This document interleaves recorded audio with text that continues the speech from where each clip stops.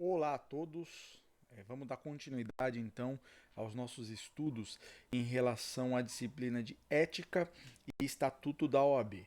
Na última aula a gente tratou a respeito dos princípios, hoje a gente vai começar a tratar a parte dos direitos dos advogados. Estão previstos lá entre os artigos 6º e 7º-A do Estatuto da Ordem dos Advogados do Brasil e no artigo 15 ao 17 do Regulamento Geral da Ordem dos Advogados do Brasil. Quando a gente fala em direitos dos advogados, essas prerrogativas, elas não são e nem devem ser interpretadas como privilégios do profissional. Né? Não estou falando em privilégios, pelo contrário, no contexto da previsão constitucional, que declara que o advogado e a advocacia são essenciais à realização da justiça, essas prerrogativas, esses direitos do advogado, eles surgem como uma garantia para a sociedade de que o advogado vai conseguir exercer a sua profissão livre de qualquer tipo de embaraço ou de impedimento. Então, já começando lá com o artigo 6º, ele estabelece que não existe uma hierarquia e nem subordinação, não existe hierarquia nem relação de subordinação entre o advogado, né, entre os advogados, os magistrados e os membros do Ministério Público, devendo todos tratar-se com consideração e respeito recíprocos. E o parágrafo único insiste, né, as autoridades, os servidores públicos e os serventuários da justiça devem dispensar ao advogado no exercício da profissão tratamento compatível com a dignidade da advocacia e as condições adequadas ao seu desempenho. Então, o artigo 6º ele vem e afasta qualquer ideia de possibilidade de hierarquia, tratamento hierárquico ou de subordinação na relação entre advogados, magistrados e membros do Ministério Público. Significa dizer que na atuação profissional do advogado, ele se encontra em pé de igualdade com os demais entes que funcionam no processo. Tá? E o artigo 7º ele passa a tratar sobre os direitos do advogado. O artigo 1º, ele fala na liberdade do exercício da profissão em todo o território nacional. Então, uma vez inscrito nos quadros da OAB, o advogado ele tem liberdade, tem o direito de exercer a profissão em todo o território nacional. Né? Só que aqui a gente tem que ficar atento com as previsões do regulamento geral, porque apesar de ter esta liberdade de exercer a profissão em todo o território nacional, essa liberdade ela está vinculada com a disciplina do regulamento geral. O artigo 10º do regulamento geral, ele estabelece lá que a inscrição principal do advogado deve ser feita no conselho seccional em cujo território ele pretende exercer o seu domicílio profissional, na forma do regulamento.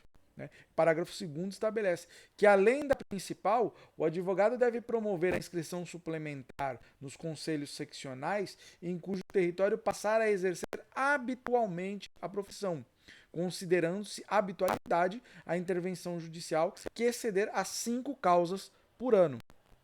E o artigo 26 ele fala que o advogado fica dispensado de comunicar o exercício eventual da profissão até no total de 5 causas por ano, acima do que ele fica obrigado à inscrição suplementar. Então, quando a gente fala do direito do artigo, previsto no artigo 7º, inciso 1, do exercício com liberdade da profissão em todo o território nacional, esta liberdade é ampla, né? Contudo, ela fica vinculada até estas 5 intervenções judiciais no decorrer do ano. Passando nisso, é necessário fazer uma inscrição suplementar. O inciso 2 do artigo 7º, ele fala no direito à inviolabilidade do escritório e do local de trabalho. Né? A gente já falou disso quando tratamos do sigilo profissional, né? Que quando falamos do sigilo profissional, esse sigilo abarca não só as informações que o advogado tem em decorrência da sua profissão, mas o seu escritório. Por isso que o artigo 7º, inciso 2, ele fala no direito de inviolabilidade do escritório ou do seu local de serviço, bem como dos instrumentos de trabalho, as correspondências escritas, as correspondências eletrônicas, telefônicas, telemáticas, desde que relativas ao exercício da advocacia.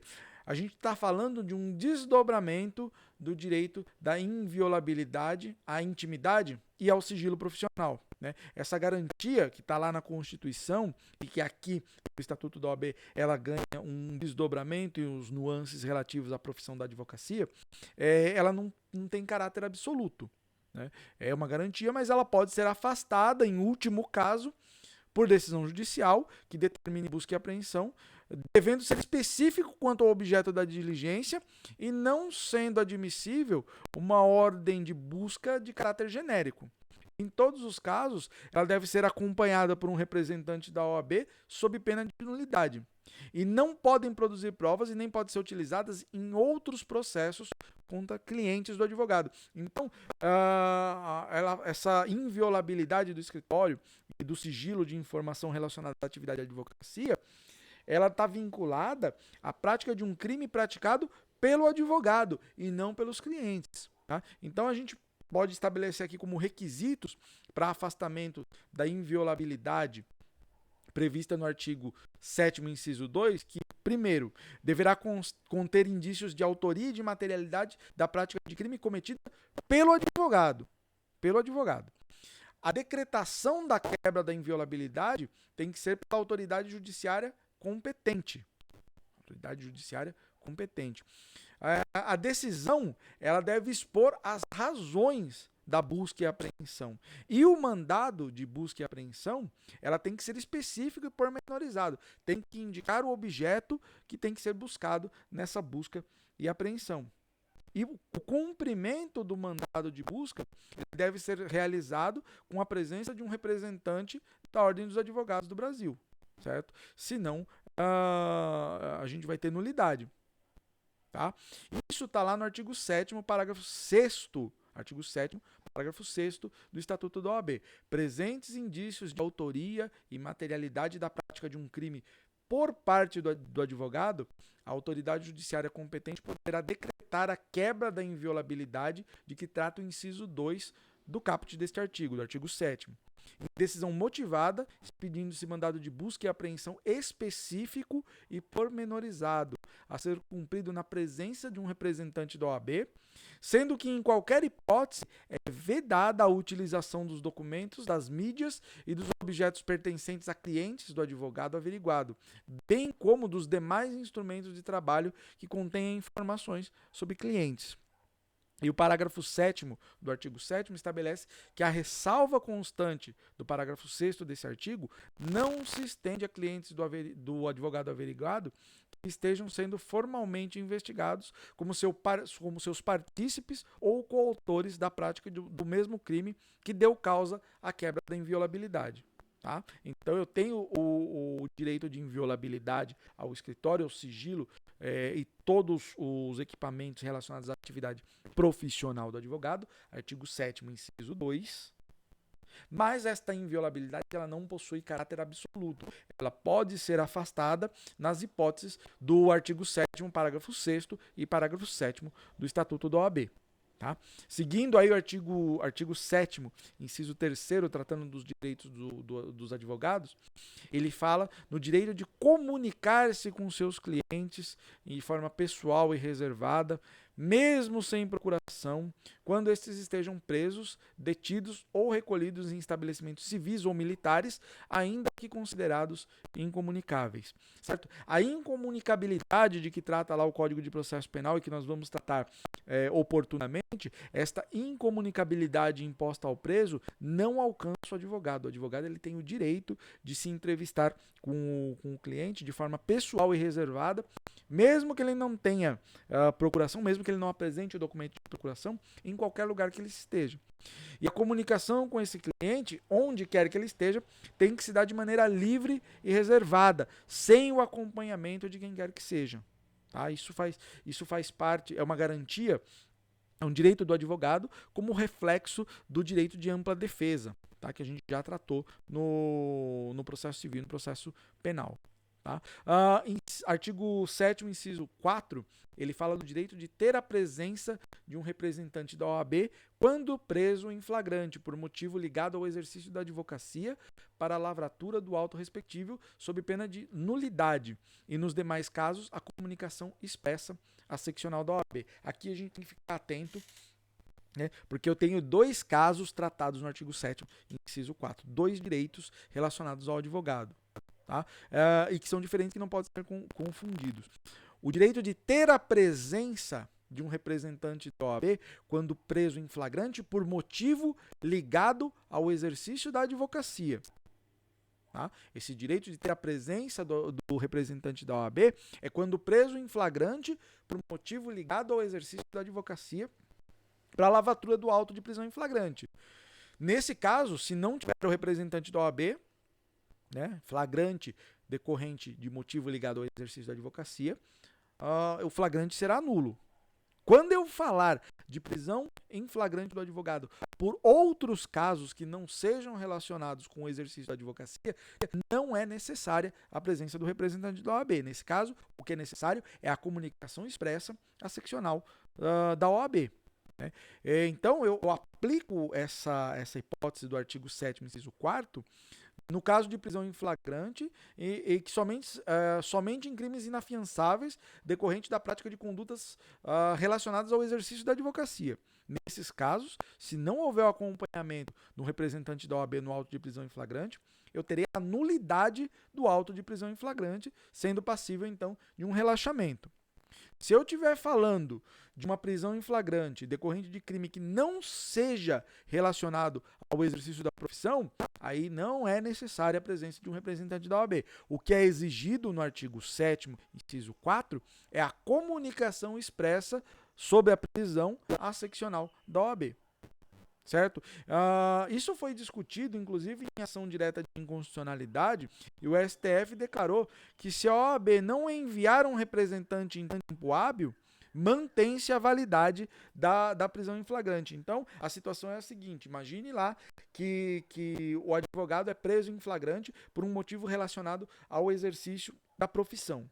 Ele é conduzido preso em flagrante até a autoridade policial e inicia-se o auto de prisão em flagrante. O artigo 7º, inciso 4, apresenta lá como requisito de validade do auto de prisão em flagrante, nesse caso, a presença, o acompanhamento de um representante da OAB. Só que aí vem a dúvida, eu prendi um advogado em flagrante por uma conduta relacionada com a atividade da profissão, a atividade profissional da advocacia. Eu comuniquei à OAB sobre essa prisão de flagrante e pedi a apresentação de um representante para acompanhar a lavratura do auto de prisão em flagrante. Esse representante não apareceu. E aí foi feita a prisão em flagrante, porque também não dá para ficar esperando de forma indefinida, até considerando o direito do autuado, certo? Então isso foi levado à discussão perante o STF, que em ação direta de inconstitucionalidade 1127-8, decidiu que neste caso, se o representante da OAB não comparecer em tempo hábil, o auto de prisão em flagrante é considerado válido, tá? Não tem o prejuízo para o auto de prisão em flagrante.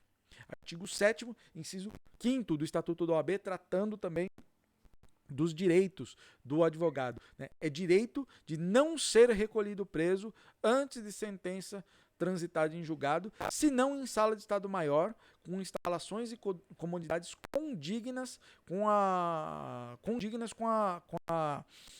profissão. Né? E na ausência dessa, ser recolhido em prisão domiciliar.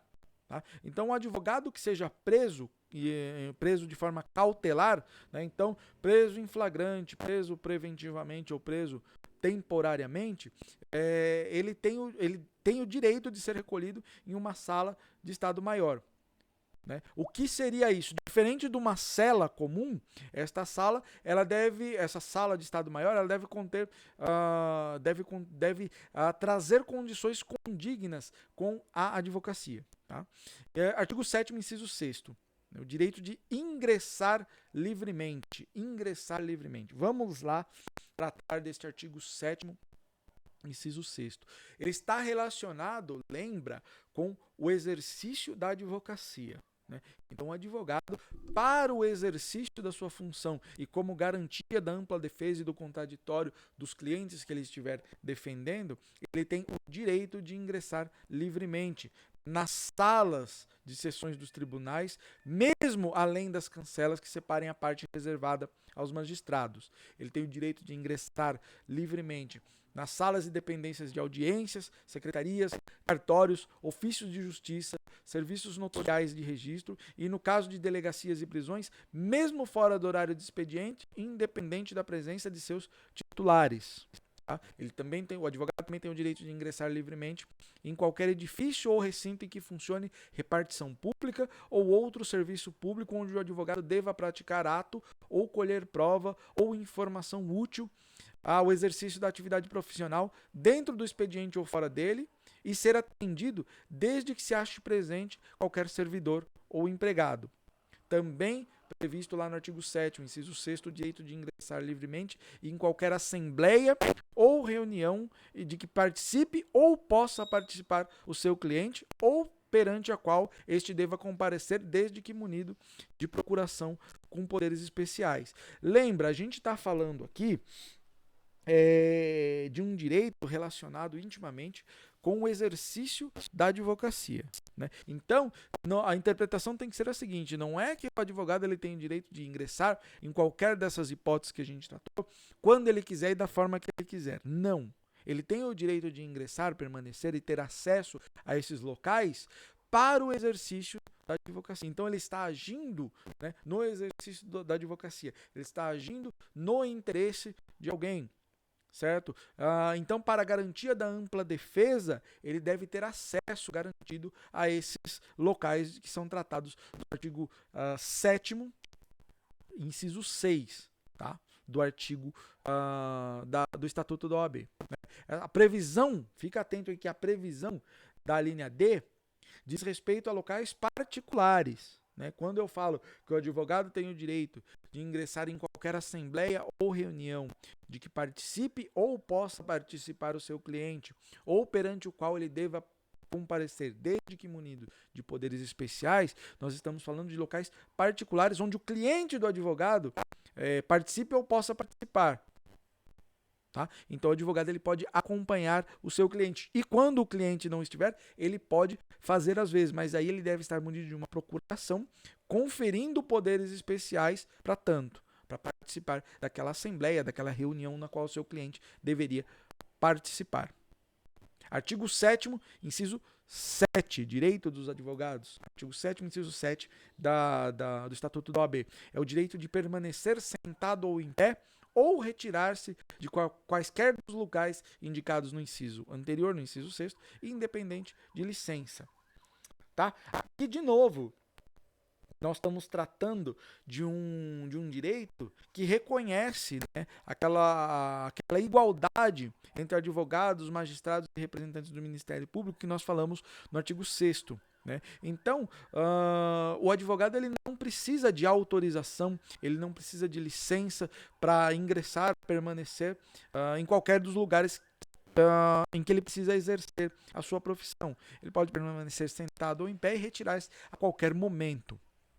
Artigo 7º, inciso 8, ainda tratando dos direitos do exercício da advocacia, né? É o direito de dirigir-se diretamente aos magistrados nas salas ou gabinetes de trabalho, independente de horário previamente marcado ou outra condição, observando-se, nestes casos, a ordem de chegada. Eu não sei se vocês lembram, mas vez ou outra aparecem nas redes sociais, não sei, a gente não sabe nem se é verdade, mas um papelzinho na porta do juiz, né, do gabinete do juiz, dizendo que o juiz não vai atender se não for previamente agendado. Tá? Essa imposição do juiz ela está equivocada. Né? Lógico, o advogado ele não tem o direito de interromper ou ser atendido a hora que ele bem entender. Não é isso, não é este o direito que está previsto no artigo 7º, inciso 8 do Estatuto da OAB. Tá? O que está dizendo ali é que o juiz ele pode tratar com o advogado, ele pode tratar com o juiz ou com qualquer outro servidor público em qualquer horário. Né? O advogado ele tem o dever de tratar o juiz, o servidor público, com respeito, cordialidade, urbanidade, mas essa recíproca é verdadeira. Então, os magistrados, né, e outros agentes públicos, eles têm o dever, né, a obrigação de oferecer um tratamento cordial e receber o advogado em seus gabinetes. né? Não significa que o advogado ele vai ser atendido a hora que ele quer, da forma como ele quiser, mas ele tem essa garantia de ser atendido. Tá? Vamos continuar aí.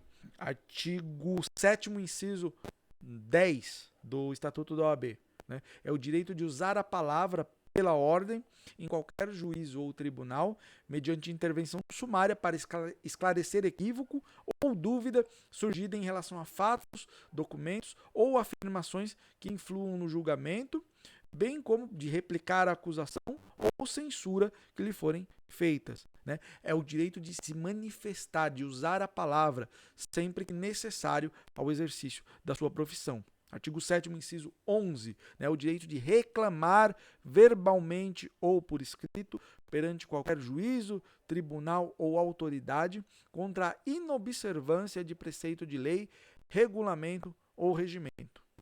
Inciso 12 é o direito de falar, sentado ou em pé em qualquer juízo, tribunal ou órgão de deliberação coletiva da administração pública ou do poder legislativo. O advogado não pode ser impedido de falar, né, sempre que isso for necessário para o exercício da sua profissão. Tá bom? O inciso 13 do Estatuto da OAB, ele fala no direito de examinar em qualquer órgão do Poder Judiciário ou Legislativo ou da administração pública em geral autos de processos findos ou em andamento, mesmo sem procuração, quando não estiverem sujeitos a sigilo ou segredo de justiça, assegurada a obtenção de cópias com a possibilidade de tomar apontamentos. Né? De novo, a gente está falando de um direito, uma garantia do advogado relacionada ao exercício da liberdade de profissão. Tá? Novamente, a gente tem que tomar cuidado com a interpretação desse direito. Tá? O artigo 7º, inciso 13, ele prevê o direito do advogado de examinar em qualquer órgão autos findos ou em andamento, independente de procuração, para o exercício da sua profissão. Então, não significa que o advogado pode ficar de forma aleatória cutucando e explorando e analisando processos no qual ele não tenha nenhum interesse. Tá? Até porque a gente trata de questões que estão revestidas pelo sigilo e segredo de justiça, mas para o exercício da sua profissão, sim, ele não pode ser embaraçado nesse direito de vistas de autos de processo, seja no Poder Judiciário, seja no Poder Legislativo ou perante a administração pública. E o inciso 14 do artigo 7º, ele também vai falar do direito de examinar em qualquer instituição responsável por conduzir investigação, mesmo sem procuração, autos de flagrante e de investigação de qualquer natureza, findos ou em andamento, ainda que conclusos para a autoridade, podendo copiar peças e tomar apontamentos em meio físico ou digital. O artigo 7º, inciso 15, ele também fala do direito de vistas para o advogado, o direito de ter vistas de processos judiciais ou administrativos de qualquer natureza em cartório ou em repartição competente, ou retirá-los pelo prazo legal. E o inciso 16 vai falar do direito de retirar os autos de processos findos, mesmo sem procuração, pelo prazo de 10 dias úteis. Perceba que a gente tem um bloco aqui, né, entre os incisos 13 e 16, relacionados ao direito de examinar, o direito de ter vista, de ter acesso a autos, processos, inquéritos, autos de prisão em flagrante, procedimentos de investigação. Tá? Tenho que ficar bastante atento aqui, porque se eu fizer um estudo separado em blocos, fica mais fácil da gente entender e compreender esses dispositivos. Tá? Artigo 7º, inciso 17 do Estatuto da OAB, é o direito de ser publicamente desagravado quando ofendido no exercício da profissão ou em razão dela. Tá? Isso é uma garantia do advogado de ser publicamente desagravado quando ofendido no exercício da sua profissão ou em razão dela. E o inciso 18, que é o direito de usar os símbolos privativos da profissão de advogado. Tá? Inciso 19 do artigo 7º do Estatuto da OAB, tratando dos direitos, é o direito de recusar-se a depor como testemunha em processo no qual funcionou ou deva funcionar, ou sobre fato relacionado com pessoa de quem seja ou foi advogado, mesmo quando autorizado ou solicitado pelo constituinte, bem como sobre fato de que constitua sigilo profissional. A gente já tratou disso quando falamos lá dos princípios relacionados à advocacia, na característica do sigilo, na garantia do sigilo profissional. Então o advogado ele pode se recusar a depor como testemunha em processo, né?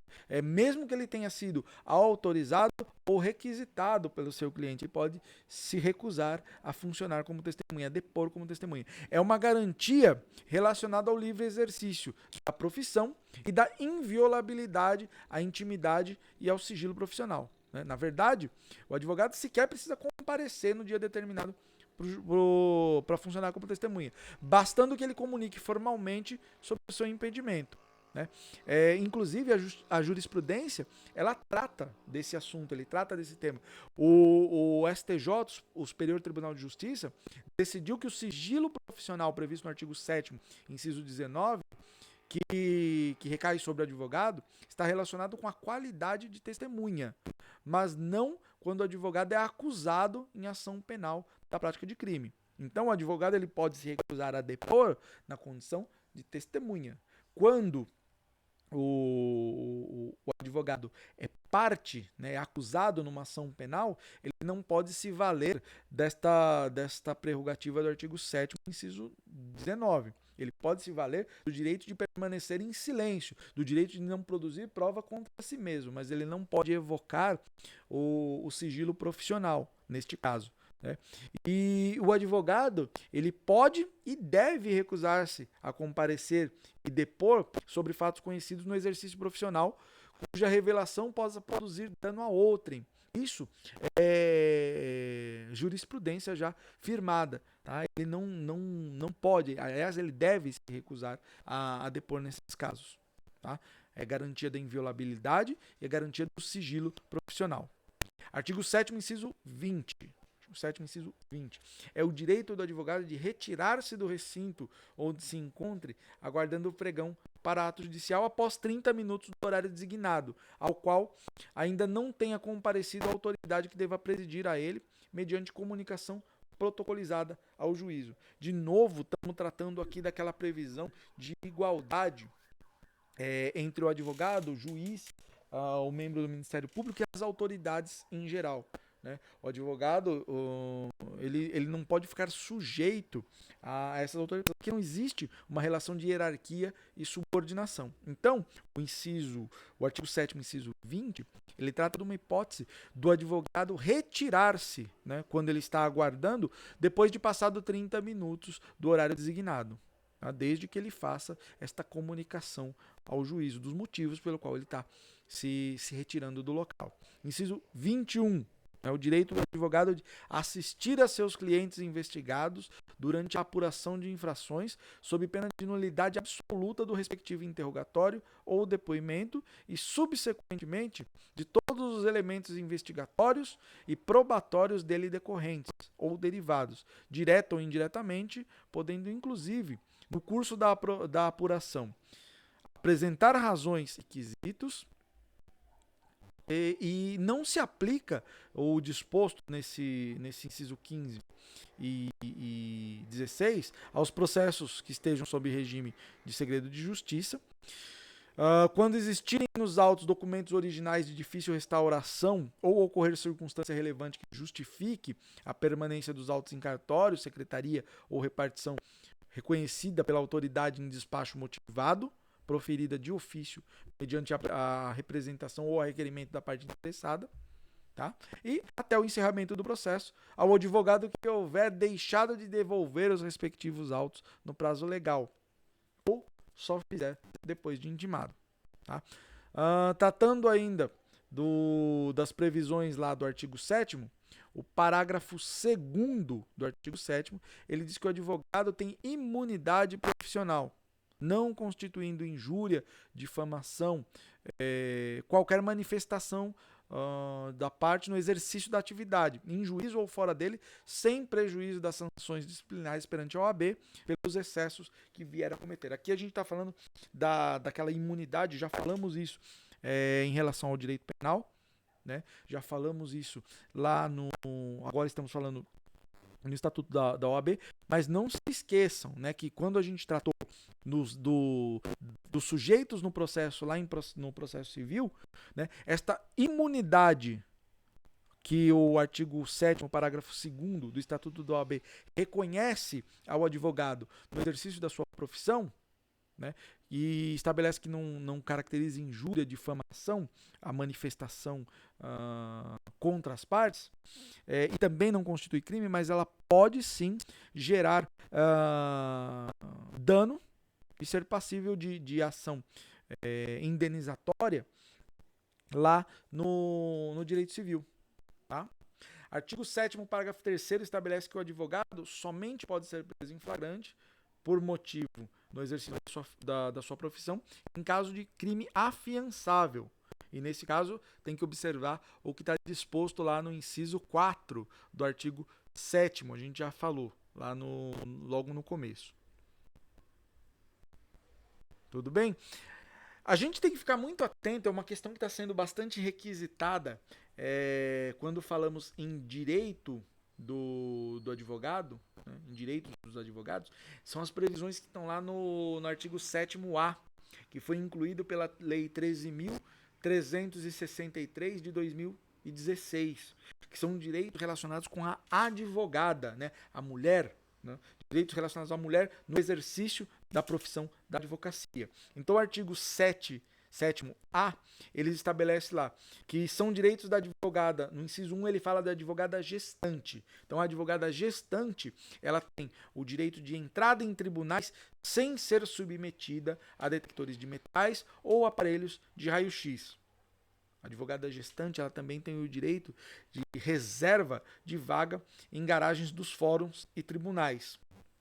Quando eu falo da advogada lactante, a lactante, adotante ou que der à luz, ela tem acesso à creche, onde houver o local adequado para atendimento das necessidades do bebê. Né? E no artigo 7º, inciso 3, ele estabelece que são direitos da advogada advogada gestante, lactante, adotante ou que der à luz, a preferência na ordem das sustentações orais e das audiências a serem realizadas a cada dia, mediante comprovação da sua condição. E o inciso 4 do artigo 7º-A estabelece que é direito da advogada adotante ou que der à luz a suspensão de prazo processuais quando ela for a única patrona da causa, desde que haja notificação por escrito ao cliente. Então, a advogada adotante ou a advogada que der à luz, ela tem o direito da suspensão dos prazos processuais, tá? Quando ela for a única patrona na causa. Parágrafo 1º do artigo 7º-A, ele estabelece que os direitos previstos à advogada gestante ou lactante aplicam-se enquanto perdurar, né, o estado de gravidez, o estado gravídico, a gravidez, ou o período de amamentação. Então, esses direitos que nós falamos aqui em relação à advogada gestante ou à advogada lactante, eles perduram enquanto durar a gravidez ou o período de amamentação. Artigo 7º-A, parágrafo 2º. Os direitos assegurados nos incisos 2 e 3 desse artigo, que a gente tratou ali em cima, a advogada adotante que der à luz serão concedidos os prazos previstos no artigo 392 da CLT.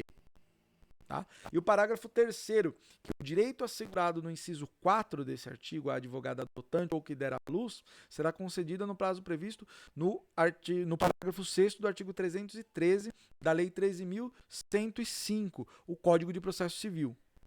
Tá? Artigo 7º-B, que constitui crime violar direito ou prerrogativa do advogado previstos nos incisos 2, 3, 4 e 5 do caput do artigo 7º desta lei. Crime passível de detenção de 3 meses a 2 anos. Então, o Estatuto da OAB, ele criou um tipo penal, o crime de violar direito ou prerrogativa do advogado. Os direitos previstos no artigo 7º, incisos 2, 3, 4 e 5. Tá? Então é crime segundo o artigo 7º-B do Estatuto da OAB.